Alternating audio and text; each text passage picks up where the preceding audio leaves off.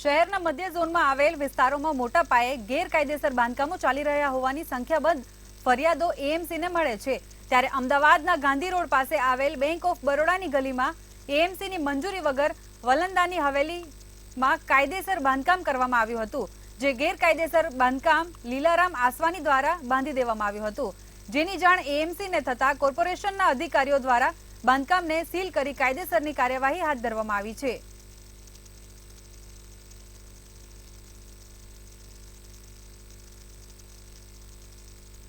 Heritage city અમદાવાદના મધ્ય zone વિસ્તારમાં ગેરકાયદેસર બાંધકામોનો રાફડો ફાટ્યો હોય તેવું સ્પષ્ટપણે લાગી રહ્યું છે। અમદાવાદના કાલુપુર, દરિયાપુર, શાહપુર,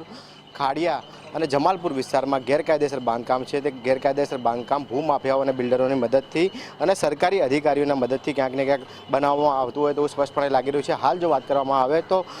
અમદાવાદમાં આવેલા જે રોડ છે તે રોડ ખાતે જે ગેરકાયદેસર જે બાંધકામ છે તે બાંધકામ બનાવી દેવામાં આવ્યું છે, પરંતુ જે પ્રમાણે જે નોટિસ છે તે નોટિસ અમદાવાદના મધ્ય ઝોનના ઓફિસર તરીકે આપવામાં આવી છે અને કામ છે તે કામ રોકી દેવામાં આવ્યું છે। જો વાત કરવામાં આવે તો જે પ્રમાણે જે પ્રતાપ સિનેમાની ગલી, વાલંદાની હવેલી, બેંક ઓફ બરોડાની પાસે ગાંધી રોડ ખાતે જે બાંધકામ છે તે બાંધકામ અમદાવાદ મ્યુનિસિપલ કોર્પોરેશન દ્વારા સીલ કરવામાં આવ્યું છે। હાલ તો જે ગેરકાયદેસર બાંધકામ છે તે ગેરકાયદેસર બાંધકામ